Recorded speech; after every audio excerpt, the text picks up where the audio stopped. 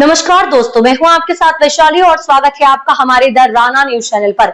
यहां हम आपके लिए लाते हैं देश दुनिया की सबसे बड़ी, सबसे ताजा और सबसे भरोसेमंद खबरें। चाहे राजनीति हो, अपराध हो, खेल हो या मनोरंजन, हर खबर तक पहुंचने के लिए जुड़े रहिए हमारे साथ। तो बिना देर किए चलिए शुरू करते हैं खबरों की ओर। दुनिया के पावर गेम में बड़ा उलटफेर, चीन की पकड़ को तोड़ने अमेरिका ने चुना नया साथी। मलेशिया से अब खरीदेगा रेयर अर्थ। क्या ये डील बदल देगी एशिया की ताकत का संतुलन, या शुरू होगा एक नया आर्थिक युग? सुनिए पूरी कहानी। दुनिया की भू राजनीति में एक बार फिर बड़ा बदलाव देखने को मिल रहा है। इस बार केंद्र में है रेयर अर्थ मटेरियल, जो आधुनिक तकनीक और रक्षा प्रणाली की रीढ़ माना जाता है, क्योंकि इसके बिना मिसाइल, रडार सिस्टम और एयर डिफेंस जैसे अत्याधुनिक हथियारों का निर्माण संभव नहीं।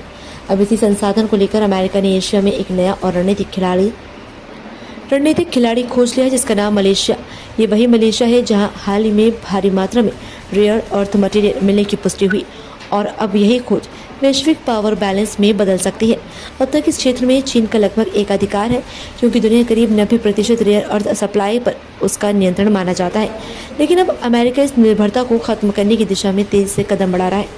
रिपोर्ट्स के अनुसार वॉल स्ट्रीट जर्नल ने खुलासा किया कि अमेरिका और मलेशिया के बीच लगभग $1 बिलियन की एक प्रारंभिक डील हुई, जिसे पेंटागन का समर्थन भी प्राप्त हुआ, ताकि अमेरिका अपनी रक्षा और तकनीकी संसाधनों को जरूरतों को चीन से हटाकर नए स्रोतों पर आधारित में कर सके।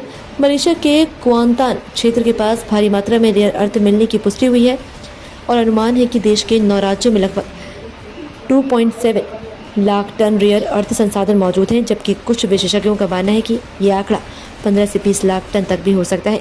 इस विशाल भंडार को देखते हुए मलेशिया सरकार ने इसकी प्रोसेसिंग क्षमता बढ़ाने और अंतर्राष्ट्रीय कंपनियों के साथ साझेदारी शुरू कर दी है।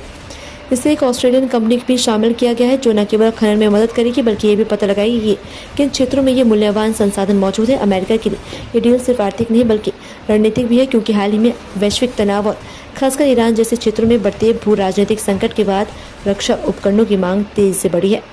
यही वजह है कि पेंटागन ने इस डील को आगे बढ़ाने की बात कही और इसे एक लंबी रणनीतिक का हिस्सा माना जा रहा है।